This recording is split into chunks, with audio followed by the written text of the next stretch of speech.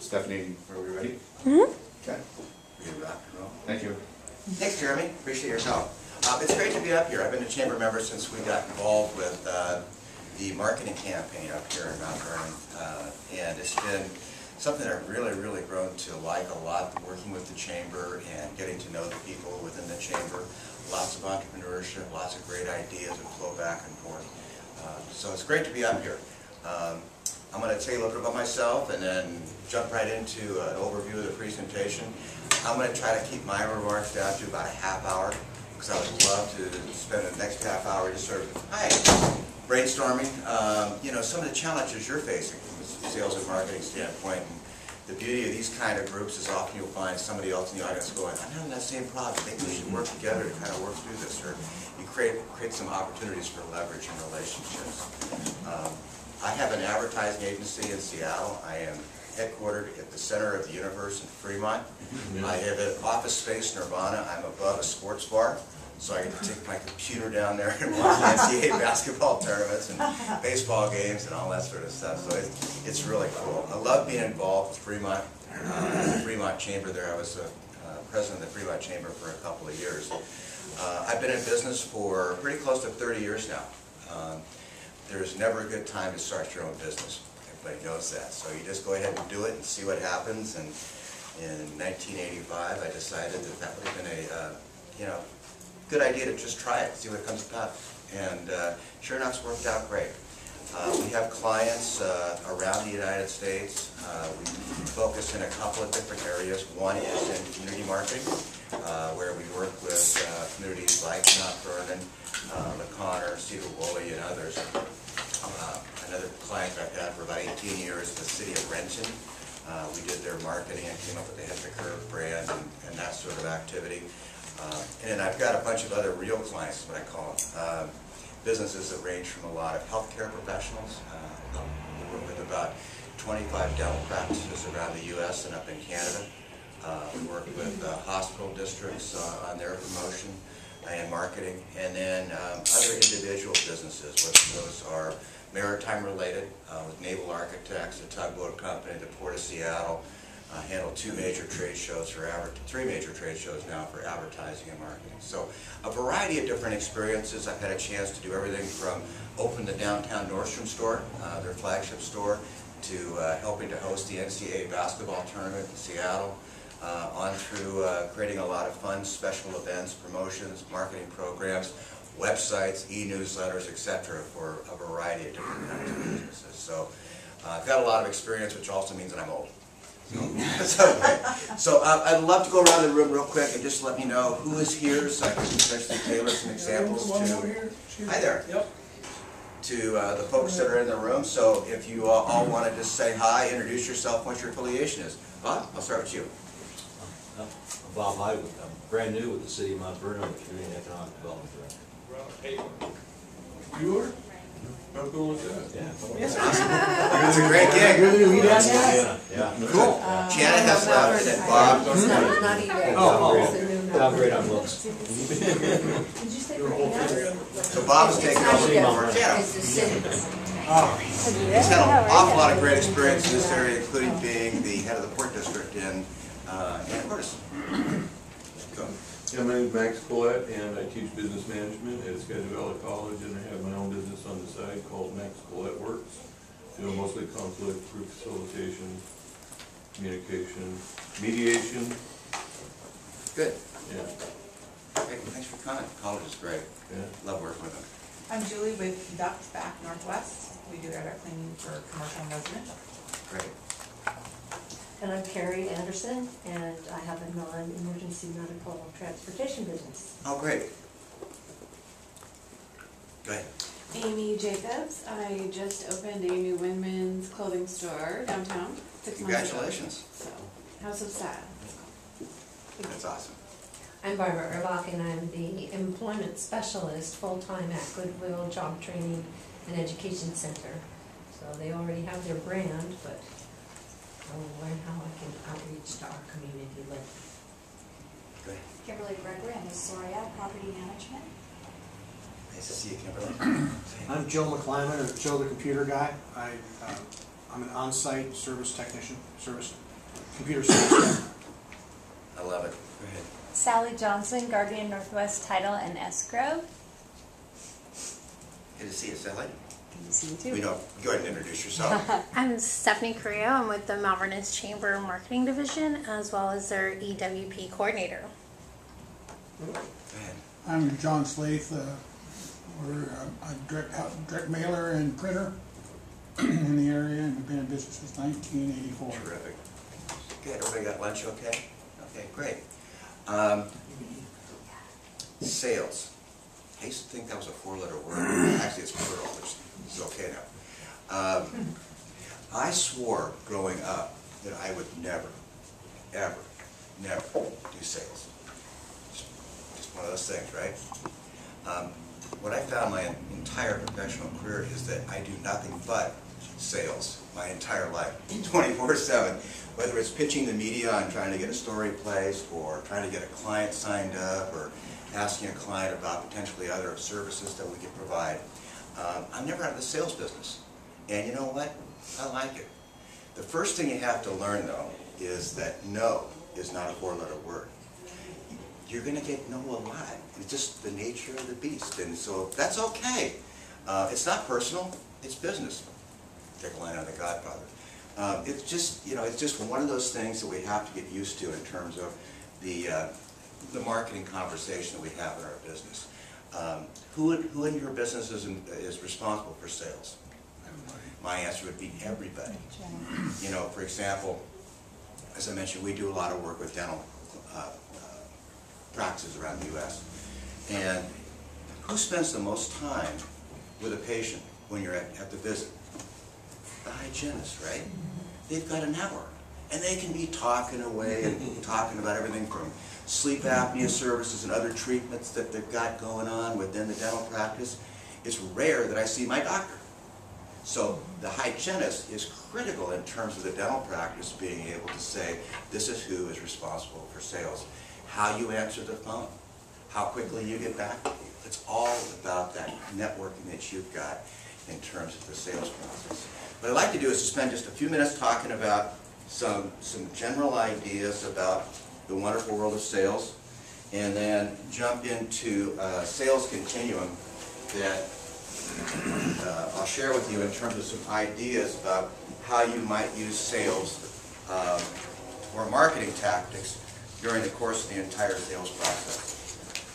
I've got a bunch more of these things. So, a couple of quick introductory comments. Sales don't occur in a vacuum.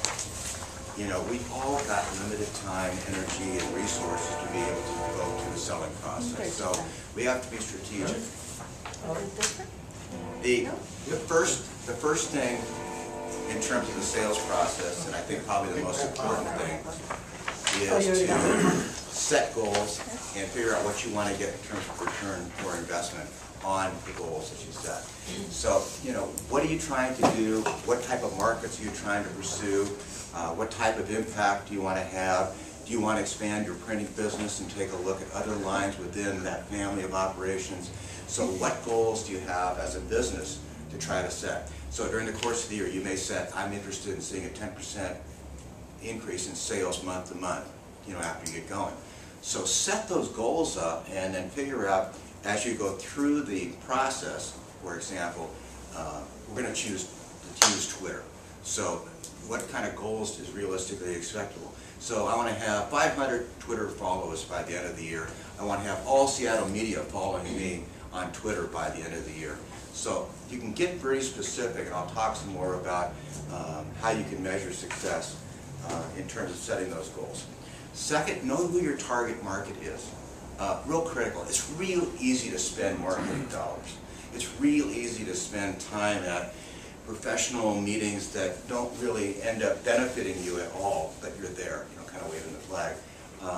I really encourage you to say, so who's your audience? Who do you really want to reach? Is it parents? Is it school kids that are between 12 and 16 years old? Is it trying to reach professors at the college? Having that in mind will dictate the tactics. A lot of people jump right to tactics, and that to me is kind of the easy part. You know, once you have an idea what the goals are and who you're trying to reach, then you can divide and figure out those tactics to be able to go past those folks. So a lot of what I'm going to share with you in terms of the tactics don't cost a lot of money, but they do cost you time. You know, for example, how much time do you have to manage your social media? Is that important to you from a business standpoint? For me, it's very important. For Mount Vernon, it's very important. So we set aside time to be able to do that, as opposed to doing other things. So knowing who your market is and how to go about reaching those current folks, and particularly what's going to happen 10 years now to that market. Is your market going to grow old and then die? I mean, great department store in Seattle, Frederick and Nelson. Their customers grew old, they died. And there was no customers to kind of fill in what happened after that. Lamont, I mean, there's lots of examples of stores, businesses that didn't keep pace with the times, and all of a sudden, where was their customers? You know, for example, a lot of businesses today continue to use print. Terrific. That may be the perfect tactic for you to use. But I can guarantee you, my son, who probably reads more newspapers than I, doesn't subscribe to a single newspaper. It's all online. So how do you reach the next generation of folks to make sure that you're going to be able to keep those customers going for your business? So again, figuring out where your customers are, who they are, and then down the road, 5 years from now, what's going to happen to your customer base, and then how are you going to best reach those folks? You know, one of the things from an economic development standpoint that Bob and I are working on is the change in terms of who's making decisions at businesses. You know, we've got a lot of corporate folks that are consolidating, and their headquarters are now in Chicago or other places. Who makes that call? So how do you reach those people? The third is using marketing at every step of the sales process. And I'll talk about 5 ideas that I've got. There's a million different approaches, but you know, being able to use marketing, sales, communications all along the way. What I found in my business, and I'm sure you guys have seen this as well, is that there's darn few times that I've been able to walk up and somebody jumps up and says, "Kent, I want to spend $100,000. It doesn't work that way. You know, you got to build the base over time. I just put a quote in here from Business Week. At any given time, 3% of your active market ain't on the radar. But what you need to do is to figure out how you can be in that place when they do want to pick that phone up or do bump into you at a Chamber of Commerce event to say, "I'm there for you, and I really want to do business and I trust you." So building awareness, building engagement in that first part of the process is a non-stop effort. And if you have only X amount of time, spend it there, as opposed to trying to do some other things that I'll just talk about in just a bit. Point number 4, word of mouth advertising is huge. I know this is true for our business, in the service business. So figure out how you can put your current customers on your sales team through, like we create a number of patient referral programs, using testimonials from your customers. Getting them to help you out in that sales process is really critical. Why? Because it helps to build trust. It separates you from that.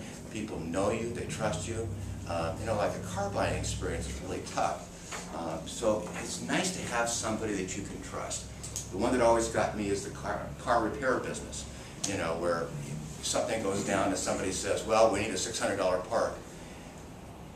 You're sort of trusting them, and if you don't have that level of trust with the auto repair place, then, you know, it's going to break down, pardon the pun. So the opportunity is to figure out some ways that you can, again, build trust, build loyalty within your current base, and then put them on the sales team. So that they're talking about, "Hey, I had a great experience at my dentist," or "I had a great experience at this clothing shop," or my printing came out great. And then you get that word of mouth advertising to really enhance your brand and to build it. Point number E is that plan for success. It's interesting how much time people spend at things like trade shows or other sorts of activities without figuring out, "Oh my gosh, now I got to follow up." And so you have this time, or you've got this networking. You go to a Chamber of Commerce event and you picked up 5 business cards. You know, a lot of the business folks that I've talked to don't follow up. They just put them in the drawer, and maybe they'll catch up with them down the road. It's important to pick that phone up and follow up with them and have a plan so that you know that after a Chamber of Commerce networking event or after a trade show, that you're not going to be able to be on the sales floor as much as you'd like, because you're going to have to devote some time to picking up the phone, to following up with those people, or at least dropping them an email, then following up with them if you don't have time. But to keep that point of contact, because in the course of the sales process, you want to get from engagement to sales, right? Awareness, engagement, sales. So what you've got to do is figure out some ways to continue to move that customer prospect along from, I don't know you, to I want to trust you and do business with you. So the opportunity is to figure out a sales plan to give yourself permission to take the time to follow up on those leads that you do generate. And I mentioned everybody's on your team's responsible for sales, whether it's the decorating people that are removing the Christmas decorations out of your retail store in the middle of July. Hopefully that's not happening. The opportunity to answer the phone properly, to get that referral taken care of. I mean, everybody on your team is responsible for sales. So that's just kind of some quick introductory remarks that I wanted to share with you. What I'd like to do now is to pass along some thoughts about potential tactics that you can take a look at. And again, this is something that, go ahead, jump in. There you go. Oops, gave them way too many. Good time. There's 1,000,002 theories on the sales process, and you can certainly put your own titles and names and objectives and things like that into that conversation. Just want to hand a couple back to well, they may have to. But I kind of boil it down to 5 different areas, and the first one is awareness. It's just getting on the radar to get that demand there. I didn't know about the computer business. This is great. Now that I know of somebody within the computer business up here, I can make a referral, right? So just make it. I'll be there for you. So the opportunity is to figure out, how you can build awareness that you're in the game, and that's the first step. And virtually all of the sale effort is, you can see the number of tactics that are there, are just to get you and your potential customers in the game so they can say, I'm interested in some printing. Who do I know? I know you, which is great. So the opportunity to build awareness, and I'll talk about tactics in just a sec. The second one is engagement. So once you are on the radar, then you can start engaging those customers in a meaningful dialogue about potential services and how your product or service will benefit the customer, add value to what they're doing, whether that's buying a dress, getting your car repaired, getting some printing done, getting motivational training or whatever. The opportunity is to figure out how you can start to engage in a dialogue. And this is different than the selling thing. I mean, you can certainly evolve to that. But again, just building that relationship, building that trust, so when they are in that buying mode, when they're ready to say, yes, push send, I want to buy, then you're going to be there for them. And then you're in the sales mode. You either have a one-on-one, or you could do it via your website, or it could be, a lot of different ways that you could do the selling process. Retention, boy, the old adage about retaining your current customers and then figuring out how you can add value, which the last piece was really driven home during this last recession to me. There wasn't any new business for our business. I mean, it was really, really tight. People just were not spending money. So went after the current clients, make sure that we were doing the best job possible, retaining them, and then looking to see how we might be able to add value to them by offering some new different products and services within our marketing mix that got them excited. So we were able to actually grow during that recession period without adding new clients, because we added additional revenue from the current businesses that we had a relationship that had the trust. And now that things have changed a bit, we're adding some new clients along, so it's working out well. So the objectives under awareness, get on the radar. So they know you're a player, you're in the game, and what I always tell people is own your market.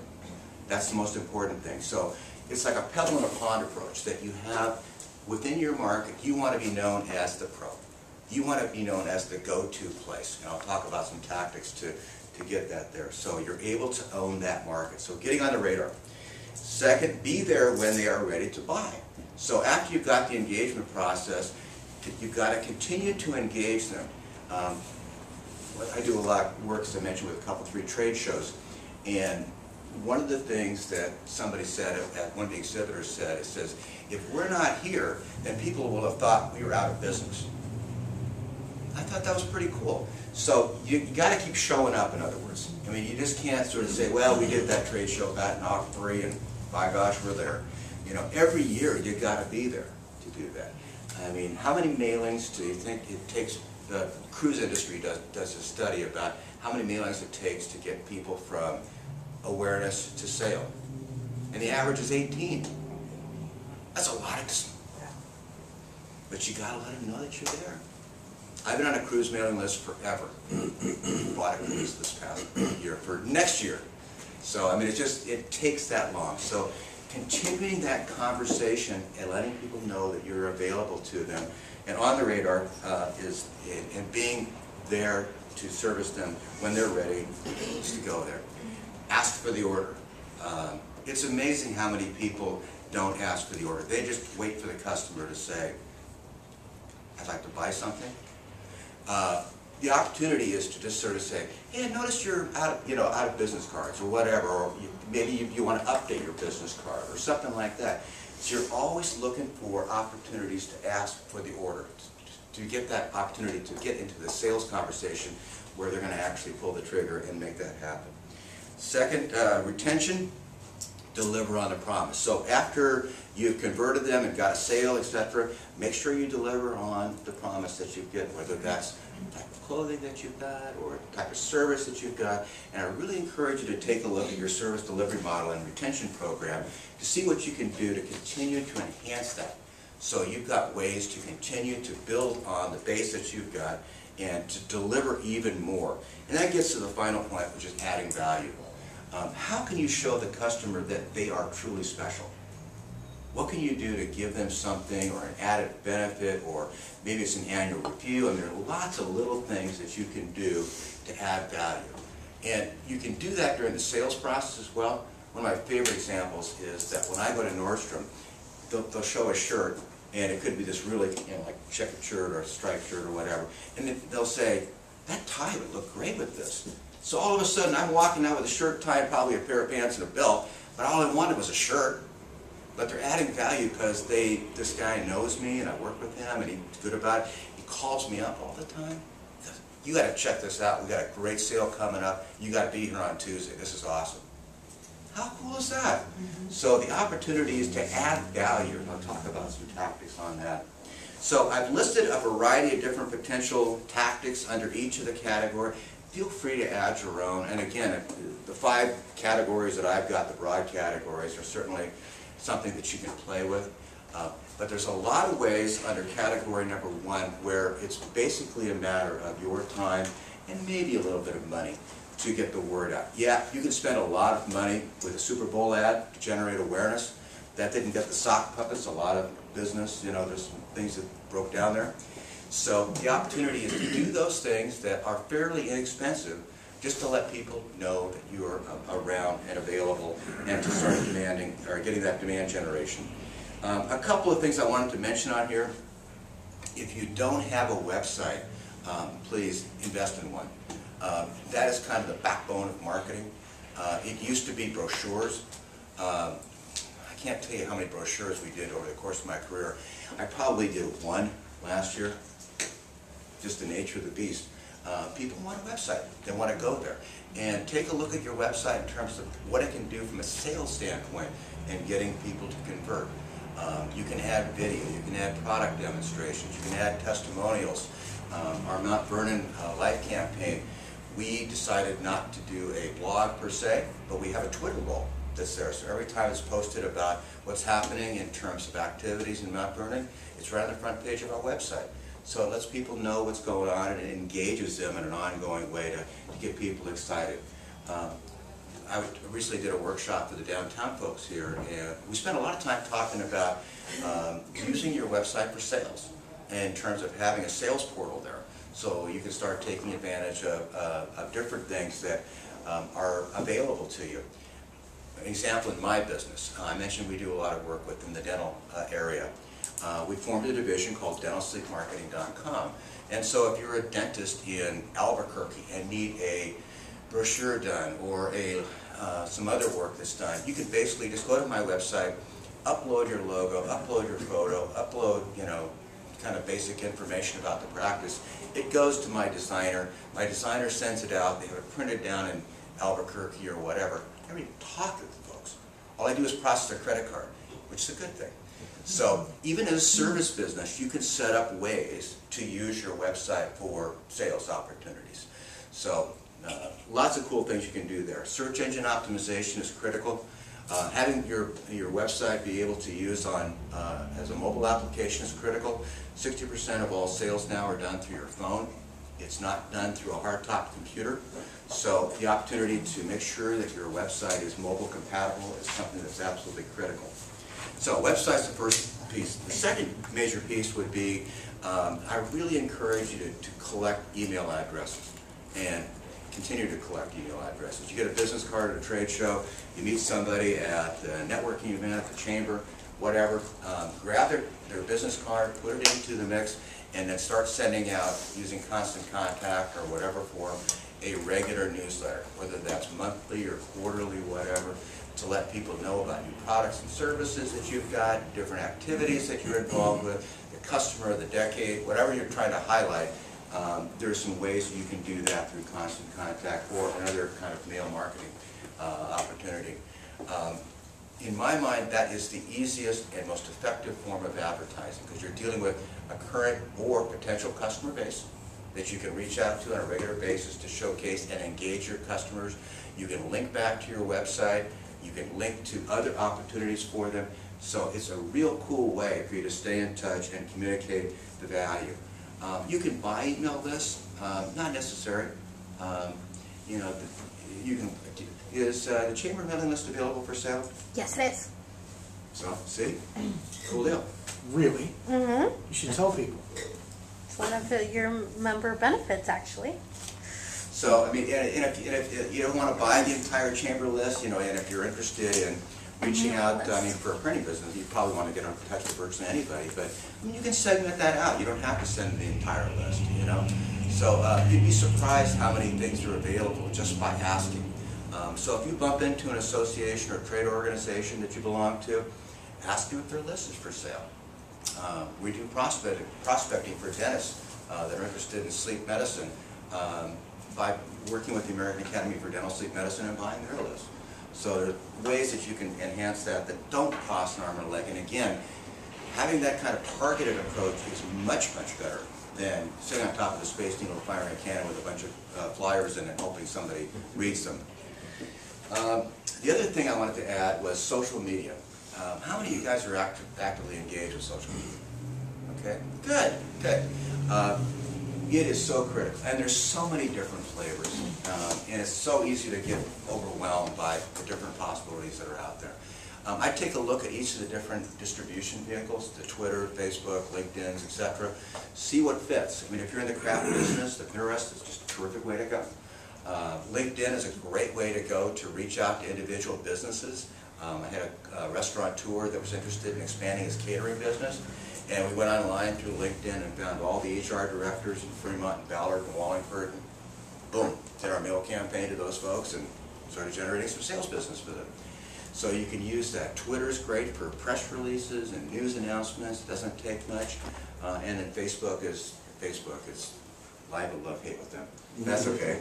They're very powerful for what they offer, and they do offer some great segmentation. Facebook ad, Google ads are really powerful and very inexpensive. A great way to get the word out to some targeted audiences. We can spend some more time talking about that. To manage social media, because I'm involved across a lot of different clients with social media, I use a program called Hootsuite, Hootsuite. It's free. And it basically allows you to set up columns.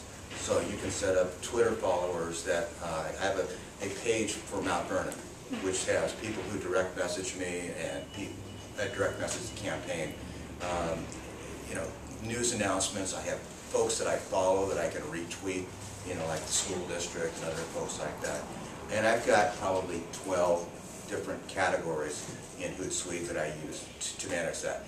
So I can look at, you know, the Mount Vernon page on my Hootsuite and be able to say, okay, so here's what's going on, here's the trends, here's what people are talking about, here's some things that I can retweet. I've got some questions that are coming up about parking for the Tulip Festival that I quickly turned back to the chamber.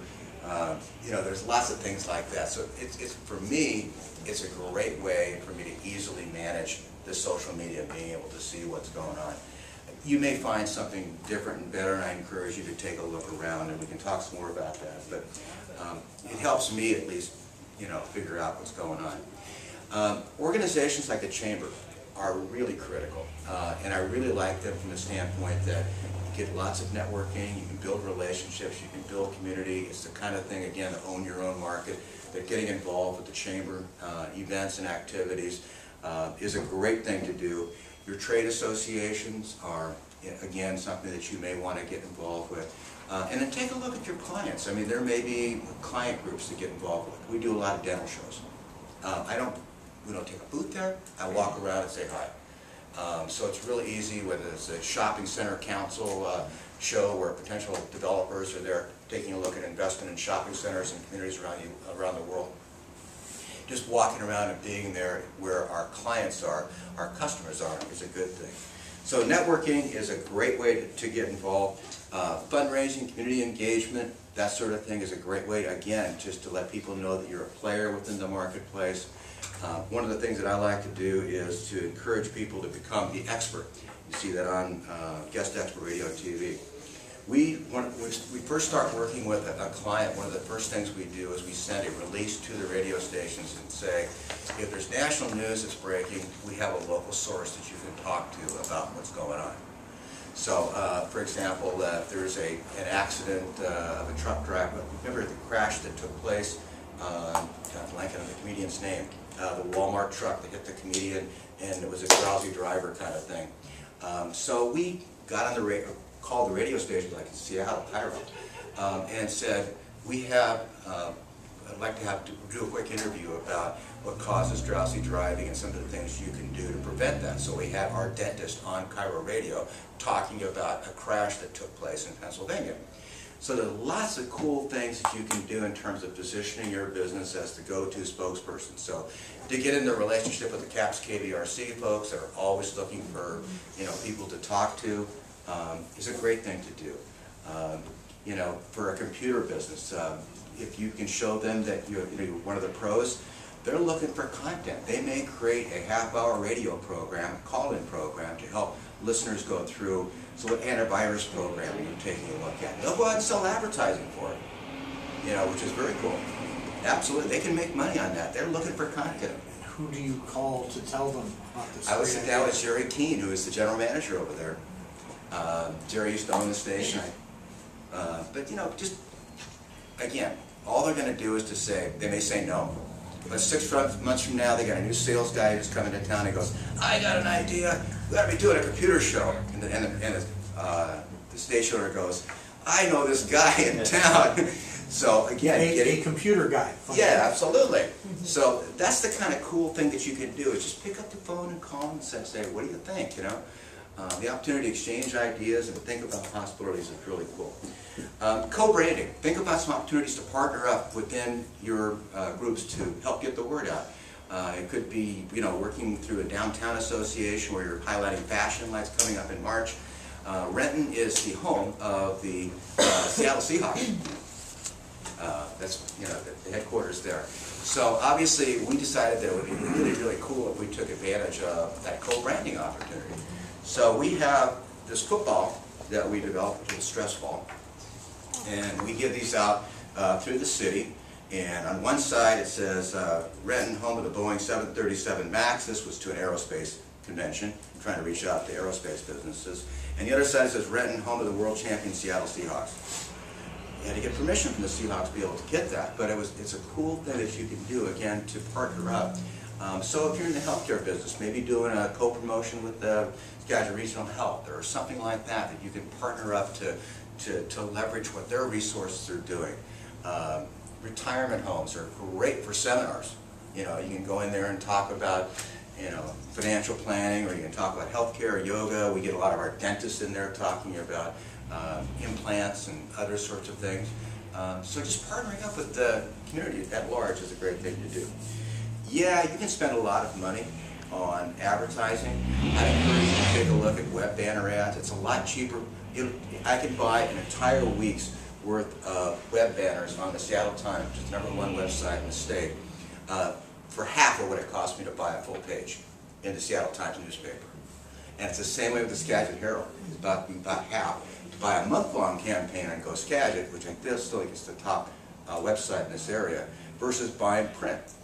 And you can target it. So if you want to be into the community news section, the financial news section, the health section, the health and garden section, the business section, you can target your ads on that page. The other reason why I like buying specific ads like that is that I can look and go back to my web analytics that you've got built into your new website and be able to say, which I did, we did a campaign on GeekWire for Mount Vernon talking about high tech. GeekWire is a newsletter John Cook and Todd Bishop put together that reaches out primarily to the Puget Sound tech industry. So we're interested in bringing some of those folks up to Mount Vernon. And I know by looking at my website that we got 200 unique visits the first day our ad ran. And if I put that same ad in the Seattle Times, I don't know if I can get that kind of response. Some people may see it, and I get that kind of awareness stage, but I don't know exactly how many people I've got and where I can go back and hit those people up. So the opportunity to target in with your advertising, in my mind, is a lot better, particularly for small business, than reaching out and doing Seattle Times advertising. Nobody here from the Herald, Skagit Valley Herald advertising, that sort of general advertising, but targeting specific to folks. I mean, gosh knows, there's so many unique niche publications. When we did the Eat Local campaign, we targeted Edible Seattle, which is a magazine about people that are looking for farm to fresh, you know, table dining. We targeted the Grow Northwest and people like that, as opposed to, again, buying large general advertising. So I spent a lot of time on awareness because I think that's where you should spend most of your time to begin with. Again, getting people aware that you're a player, that you're the go-to person, and then once you're aware, then you can use your e-newsletter, your one-on-one meetings, your engagement, and other opportunities during the course of the campaign to really sit down with them and talk about possibilities. So you have a chance to get excited about what they're involved with, how you can add value, and then you translate that to them. On the sales stuff, I want to make just a couple quick comments. Be prepared, because you never know when the sale is going to happen. I don't know how many of you use Square, but it's a great way to get people to pay right away and to get them to take care of business and make the sale. Are you familiar with that? It's a little application that goes in your phone or whatever. You guys use that for luncheons and stuff? We use it for the wine festival. Okay. That's when we. Yeah, I mean the Fremont Chamber uses Square, but it's just a great way to sort of say, oh, you want to buy something? Let's go ahead and take care of that right away. Just to touch on that. Yeah. Square may not be the best deal. Always start at your financial institution and see what they have. Good deal. Thank you. Yeah. Absolutely. You know, web sales, I mentioned, have your order forms available, so if somebody says, yeah, I'm interested in doing that, great. Can I write you up? And it's amazing how many times you walk into a networking event, you don't have business cards. You know, we were at, my band was playing down in Enumclaw at a show, and somebody came up and says, we'd love to hire you, you got a card? Yeah, I forgot the card, it's really stupid. It happens, you know, so, but try to be prepared. On retention, again, using social media, I really like to make the customer a hero. So sending out press releases about them is something that we do regularly. Some of the press releases, most of the press releases may or may not get picked up. But there are some things that you can do. One of the services that I use is called 24/7 press release. And for $89, you can target a larger area like Washington State or the United States or the world for that matter, that global sales potential. I mean, the cool thing about that is that it generates an unbelievable buzz on the media, on Google in particular. So if people type in beauty salon Mount Vernon or beauty salon Washington, you may show up because you sent out and used 24/7 to help raise your visibility. And it's a great way to highlight customers and you know, let them know what's going on. Use it to announce new employees. I mean, there's just lots of cool tools that you can use. The 24/7 is only $89 per release. Sounds like a lot, but it's awesome from the standpoint of the buzz that it generates on the internet. And then also you can, they send you a report about where the press release was distributed, which is pretty phenomenal. And then also the number of hits that it gets and opens. And so it provides a nice return. I'm sorry, what's the name of that? 24/7. Just 247. 24/7 press release service. And then adding value, you know, private sales, annual reviews, other things that you can do, gifts, anniversary celebrations. We put together again, taking a page out of the Seahawks, you know, Sounder scarves are really hot, you know, everybody's wearing a Sounder stuff. So we put together a Sounder kind of scarf, but on one side it said Renton ahead of the curve, on the other side it said Renton, home of the Seattle Seahawks. And expensive, yeah, but we give those to dignitaries, businesses that are coming to town, to folks that are visiting sister cities, things like that. So little thank yous like that are always a good thing, you know. Sending personal notes is always a good thing as opposed to an email. Picking up the phone and saying, how you doing? You know, just little things like that to let the customer know that you're valuable. All that takes time. So again, where we started earlier on is to say, okay, so first give yourself permission to take the time to be able to do those kind of calls. And then secondly, identify a sales process, so after you're at a chamber event or after you're at a trade show or whatever you're going to do, to give yourself some time to be able to do the social media, to do the outreach and things like that. So this is just a start, and I encourage you to take a look at your own business and see what kind of opportunities that there are to hopefully be able to figure out how you can engage customers along all that way along the selling process. Don't get frustrated. Again, 97% of the time customers aren't buying, but when they are, you want to be in that game. So with that, I'd love to open it up and see what kind of challenges you're facing, and I'd love to be not just Ken answering, but if you hear something within this that you've had success with in your business, feel free to chime in. So. Well, one of the things I hear, I teach customer service and personal selling to colleagues. I'm always turning over new books and to sellers handling and the new rules of marketing and sales and stuff. And the big thing I'm getting is the old paradigm from the 20th century is I'm going to come in, I'm going to cold call you, I'm going to sit you down, I'm going to sell you, is over. That more like what you're talking about, there's multiple steps, multiple touches, creating relationships and building trust is really where you're going to get the fruition from selling.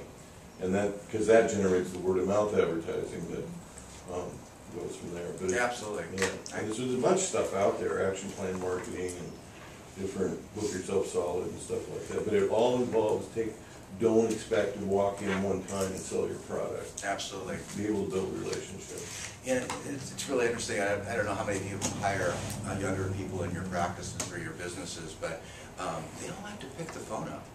They don't like the personal sort of selling. Not every one of them. I don't want to totally lump everybody like that, but boy, that personal touch I think is so critical. You know, They don't even want to pick up the phone to call their mom. They want to text and I hear you. FaceTime. But yeah, that personal touch I think is gold. I mean, it's all about trust and integrity, and if you can build that kind of relationship where people can trust you. You know, it's me. Like I said, I do a lot of and had done a lot of special events, and it always blew me away that I could, you know, order $100,000 worth of staging, lighting, and all this sort of stuff just because I'm Ken, which is kind of cool. You know, I paid for it, but I mean, they knew I could pay the bills. But you know, just being able to have that kind of relationship where you can talk to people on that level and they go, yeah, this sounds really cool. So what are the challenges you're facing? Awareness. Awareness? Because I'm new. What kind of things are you doing? I have a website and I have a Facebook, and I do a lot of posting that way, and that's kind of all I've done. I have an email list that I've gathered, so I don't do that maybe as often as I could or should. Otherwise, I'm kind of stumped, feeling stumped. How long you open? Just 6 months. Yeah, see. Everyone says it just takes time. Yep.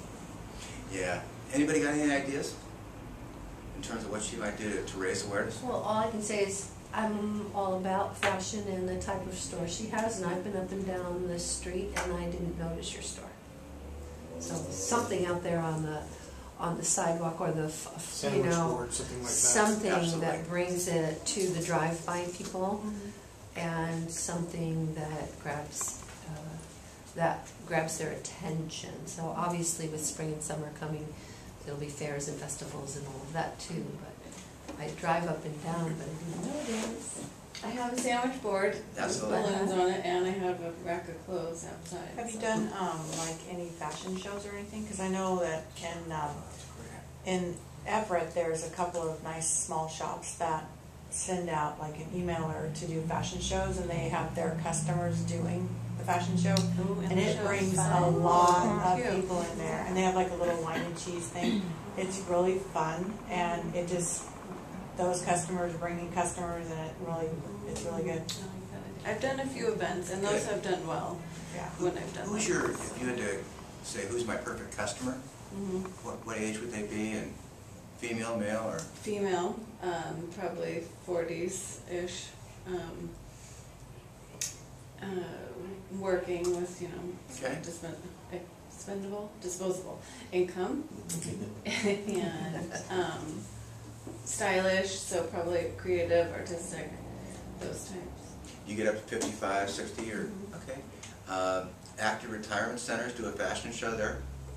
Take the fashion show to them. There's things like that I think that you could do to, to help get the word out. I would actually say that your target market should be 25 and plus, starting to get that, getting into the work experience. They don't have the appropriate clothing, so getting that younger audience to be a return customer for years, and then just always playing that more would be more. You could do a free fashion show at the college for graduates. You could do a dress for success. Yeah. Dress for success. And you'd be Oh, surprised. yes. When You my could do wife got her something right first- in the lobby. When my wife got her first Yeah, engineering I'll job, talk to you about it. they gave her, Cummins gave her $10,000, part of which was expected to go buy clothes. Wow.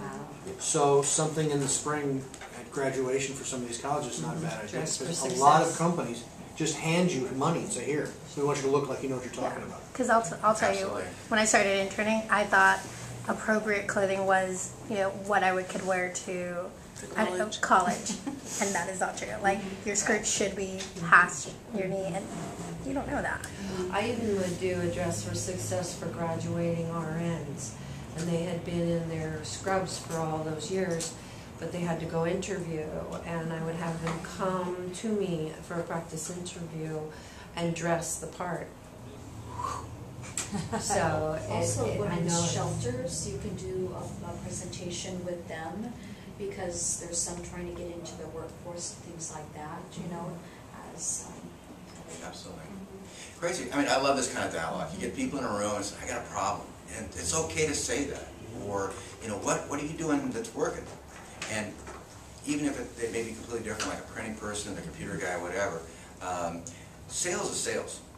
And so what are you doing to generate awareness? And what are you doing? And maybe there's a nugget you can pick up there. So it's okay to ask somebody that kind of question. You don't have to go right to, does your daughter need clothing? Kind of thing. Co-op advertising. I don't know if you've got any folks that offer that. My good friend King and Bunny Appliances is a great story. They spend upwards of $250,000 on radio advertising. It's just theirs. None. They get it from Frigidaire, they get it from Amana. All the appliance makers give them co-op. So they take advantage of the co-op advertising. And when I was doing some co-op ad campaigns, I was shocked how few times they asked. So maybe you've got some hair products or facial products or makeup that offer, I don't know. But good way to go.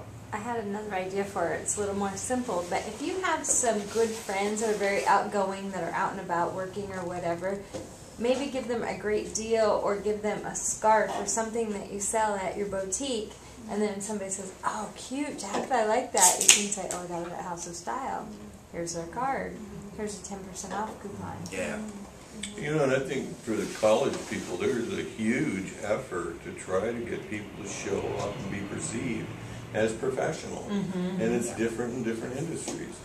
So, I mean, if you could tailor I like it. Pun intended. your presentation so that it could fit a bunch of different people, and if your target market is women, I mean, our in place is a place to go, right? Nursing is like most of it. Well, I was thinking more there were other vendors that did come and purchase, but if you were going to go with the Career Center and offer a workshop on how to, that would be free to you, and that's probably more in your budget, you know. But and then meeting, and definitely the spring graduates, and that's the time. So your timing is coming. You could right probably run a promotion with the, you know, they get their tickets or, you know, their card saying they graduated, come in as a celebration, you know, 10% off their an item or something. 10% would take off their tax pretty much, and then run that. Absolutely. Summer of 2012, I traveled around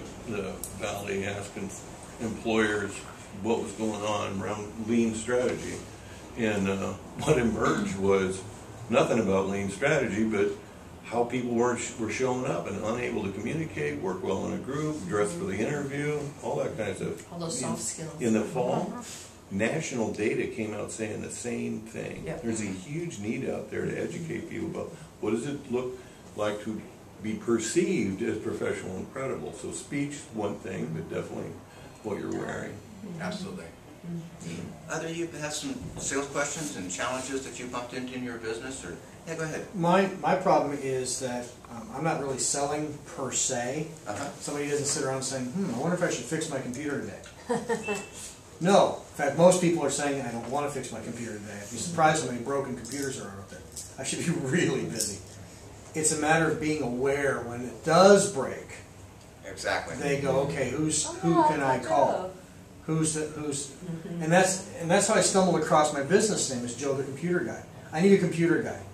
Absolutely. With any luck, it'll lock into somebody else that, wait, there's a guy named Joe who's a computer guy you can call. And what I've done in Anacortes, there's a publication in Anacortes called The Clam Digger. If anybody's ever seen it, it's sort of the Fidalgo Island Bible. Everybody gets it.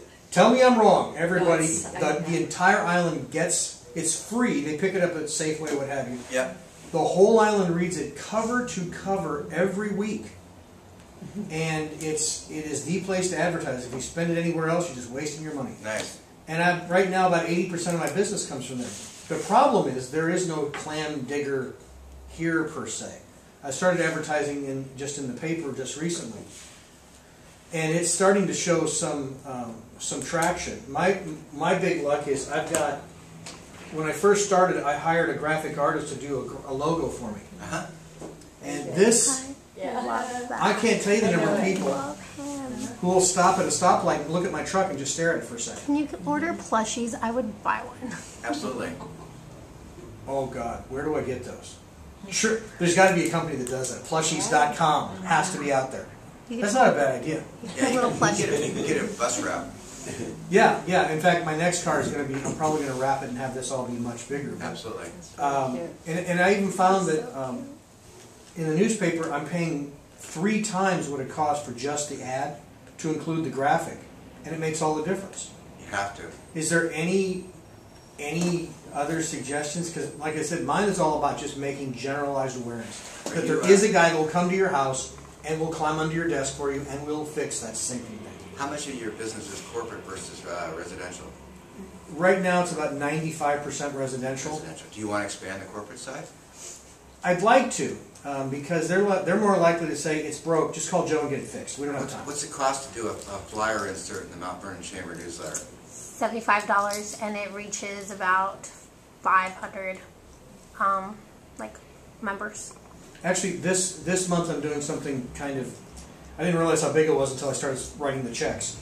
I'm sponsoring this month's luncheon. Yep. Oh, great. These are I'm providing I'm selling laptops. There'll be about this size, a small netbook laptop I'll be giving as a door prize. But I'm ordering pens today. They just sent out the order today. So it's a lot of money and time and effort to get this together to make it. If I'm going to do it, I got to do it right. You know? There's no point in doing it halfway. God bless you for saying that, because that's important. You know, because sometimes you get the checkbook comes out, you go, but if you're going to do it right. Well, and that's when I did the newspaper. I realized it was going to cost. It was $90 a month to put an ad in just the Pick a Pro section. It's $290 to put it in with the graphic. Are you in the just the print version? You can go online and find it. I'm not doing the banner ads. That's what I'm curious about. How do you do I take that? a look at the banner ads, because you can buy, for example, an ad on a business page in the Herald online. Go Skagit. I'll do that. Ask your sales rep about different opportunities that they can do there. They also have mailing lists that you can buy. So there's different things you can do to target that. So I'd sit down with your sales rep and sort of say, so tell me about the products that you got and how I might be able to take advantage of it. And she or he will hit you with tons of ideas, but there may be one that sticks. Worth it. Right, because don't get me wrong, I love going out to Anacortes, but if I could do work here, one trip to Anacortes is an hour round trip. That's an hour that I don't get back. I don't get paid for that. I hear you. So my goal is eventually to go to Anacortes Tuesdays and Thursdays, go to LeConner once a week, and be done with it. Mm-hmm. But I'd rather be working in this area Sure. because this is where my house is. This is where I work out of. Yeah, check with the Herald. But I'd also talk to the radio station and see if they want to do a computer show. Jerry Keane, Kean. Keane. Jerry with a J. Jerry with a J. I can get his information from the chamber. Imagine that. Yeah. I also will say, And- I was telling Karen Miller, because she was talking about how do you get people who've been in business for several years to get to join the chamber. And I said, it's kind of like belonging to a church. You know it's a good idea, and you know there's going to be a payoff. It's just hard to quantify, you know? It was very much like belonging to a church. Yeah. I believe I'm getting value for money by paying to be a member of this, but it's hard for me to tell you why I am. Well, I just think from the awareness standpoint, that first stage, and just letting them know you're the guy. I think, and when I have a computer problem, oh yeah, he's a member of the chamber. Yes, and I have gotten And several calls there's- just on the fact that I'm levels a of member. trust Somebody builds on up. that dresses up like this as your little mascot. That's the funny thing. I recently bought new glasses and didn't realize after I got them that they matched my logo. It's him. You should wear a blue shirt and gray pants. I do have a blue shirt. Nice. It is funny how And then it walk works out. around and be the Joe. I am. Yeah, we call this Little Joe, and it goes on everything. My wife has her MBAs, and she talks about branding. Everything has that logo. All my cards, all my invoice, everything goes out with that logo. Absolutely. just your thoughts on brick and mortar stores, how do they compete with the online sales? Any pros or wisdom on that? The online folks, like Amazon's, they're going to compete with you on price. And they'll compete with you on service in terms of getting stuff back, and they'll get it out quick. But there's no relationship, and there's no opportunities to create something special, both in terms of the level of customer service going in, as well as I'm a big believer in shopping local and playing off that whole angle, I think, because you can trust your neighbor kind of thing. Some stuff you're not going to be able to compete with. And Amazon has come in like the old Walmart and just kind of kick rear end, you know. But for a lot of stores, I think that there's a niche that they can play with. I'm not optimistic about record stores and things like that. Mike McCready's just opening up a label that does something but vinyl. Good player from Pearl Jam. Again, it's a little bit different than what you're going to see there. So go to your strength there. You know, again, it's you want to feel you should support the community. You know, and certainly some people are going to be battling just on price. But Well, I can play that note. Any anybody have experience where your services are being challenged by online? The Well, Amazon of the worlds and... oh, no, I mean, our services is definitely, we come up against the guy who does the duck cleaning for $49, and he's not really getting his air ducts cleaned, but he doesn't know that. And we don't do that, so we come up against that a lot. Yeah. So we don't advertise in like Valpak and all those things, because everybody that does the $49 duck cleaning advertises in there. Anybody use Groupons or Living Socials and have tried any of that stuff? I will say, by the way, when we lived in Indiana, we had our roof replaced. We got 2 estimates. One was twice. One was so much. One was twice that. And my wife called up the twice the guy and said, "Why is yours so much more?" And he was very upfront. He goes, "All of my workers are legal, Right. bonded, insured. If anything happens, I'm on the hook. You will have a quality roof that will not leak." And just by the happiest coincidence, our next door neighbor had the cheap guy do it. And as far as I know, that thing still leaks like a sieve. Yeah. Yeah. Ours was perfect and not the tiniest mess. Everything was flawless. Right.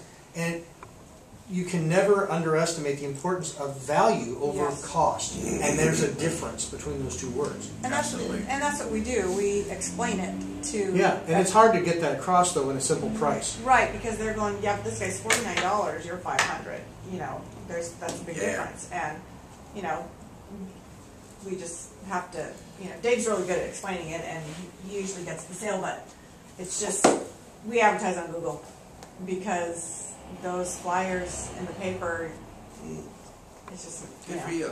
Good for you. You know, the whole issue of price is an interesting one. I think one of the things that gets a company, or particularly a retailer, into trouble is constantly being on sale. If you're constantly on sale, people will never decide to buy because it'll be at a better price tomorrow. And so they put off the sales thing. And if you look, for example, at Nordstrom, they have 2 sales, 3 sales events. Where they call anniversary sale, and but during the course of the year they have events. An event by the name is a sale, but they differentiate it that way, so they don't feel like you're constantly on sale. So I get questions a lot about our billing rate, our hourly rate, and they go, "Well, you're pretty expensive." And I said, "Yeah, but it'll take me an hour to get the job done. If you want to hire somebody else, it's going to take 5 hours of research. Great, you're going to pay more." Got to be honest about it. Yeah. I have a different scope of coming today in terms of the fact that Goodwill has its own brand and people know what the store is and what they do. But the collaboration of the Job and Training Center with employers is something that we're having difficulty. People still don't know what that is or where we are. And so that's why I came today, to see if there was any other niche for me to be able to represent Goodwill as the Job Training and Education Center, not the store, with that collaboration. As the employment specialist, that's what I want to do, build my relationships with the businesses who may be future speakers to our students or employers. Absolutely. So I know all the regular ways to do that, but it's just odd to me that the center has been there probably a decade and people still don't know where they are, or oh, I didn't know you were there. Oh, I didn't know you did that. Oh, they don't know they can send their employees just for free upgraded computer classes, for instance. So I'm trying to think of other ways without spending a lot of money that I can, and just me running around yakking, how I can do that. Somewhat, we already send a newsletter of events and such, so people know when our sessions are. But it's actually, how do you get somebody to know where your location is, if it's beyond signage? Yeah, I think you're overshadowed by your brand. I mean, my Overshadowed by the brand? Yeah. When I hear Goodwill, I think Yes. Good deal on clothes. Yeah, Sure. never And think stuff. of. Absolutely. Yeah, and this is where I clean out my closet too. Right, right. Right, and then when I tell people I work at Goodwill, they think I'm putting clothes on hangers, Right. or stocking, Mhm. or handling Yeah. donations. And, Right. but the job training center, I mean, there's 19 training centers that are employing, last year they put over 9,000 people to work by training them in those soft skills, in basic computers, Excel. Sure. All of those things that every employer would want their people to have, and if they sent Sally Sue over 2 times a week for 8 weeks, she'd have Excel. Just a couple things before we break up. My suggestion would be to find who helps people find jobs in this region. Well, WorkSource, Express, and, well, not Express, but all personnel agencies, WorkSource, and other agencies that have a So, devoted Coming up employee with a like list me. of those people would be your target market. And I would add, making sure that the chamber knows about that. Well, The yeah, school we district's belong to got a both. big intern mentoring program. Bob is often bumping into businesses that are looking for placement, so he should know about your services. The college needs to know about that. Show up at career fairs. I mean, you gotta insert yourself as a player in Yeah, that no, I'm conversation. already there. I'm on the work team at the college, and membership is with Mount Vernon and Burlington, and I go, but they never had me before. You bet. That just started in January, The other so. thing is to focus on, and this is not all your job, but again, that image, to focus on the end. So if you're at a chamber luncheon and you have a student who has gone through your program and has been successful, here's my guest, so that way you can do a little quick commercial about And that. we're doing sponsoring the Biz Buzz in April, so that was also starting Yeah, me up so- on what we could provide, because we don't really have a product. It would be so to great to speak, do you know. some videos about success stories. Oh, Again, yeah, I agree. focusing on the end user and then get that up on your website. You can send out an email to Bob and sort of say, here's an example, and people will take time to watch a video. It's pretty cool. So he may dial into it and sort of think, that's very cool. So that'd be my suggestion, is really take a look hard at who And your there really target are market so is. many success And stories. expand that, and then get the success stories down so people just don't know you're selling clothing. We get a Mayor's Coffee over there at Goodwill. She moves them around. Oh, that's Great great. idea. Oh, Great idea. oh, yeah, I saw that she was gonna be. Good, anything else? Somewhere on here, oh, there I am. I'm here, so if you have any questions, want to drop me an email, feel free to shoot me an email, and Real quick, Salesforce.com, customer relationship management stuff, cloud-based. You're taking great for that. prospecting, but kind of a second tier in my mind. I think there's opportunities beyond, I mean, just hitting the local market, that I'm sure that virtually all the businesses haven't saturated to get the word out through that way. But yeah, it's a great way to take it to the next level beyond that. Yeah, I was thinking customer retention, reminders to call back and that kind of stuff. Yeah. Absolutely. Anything else? Thank Thank you guys so much for your time. Enjoy the rest of your day. Thank you.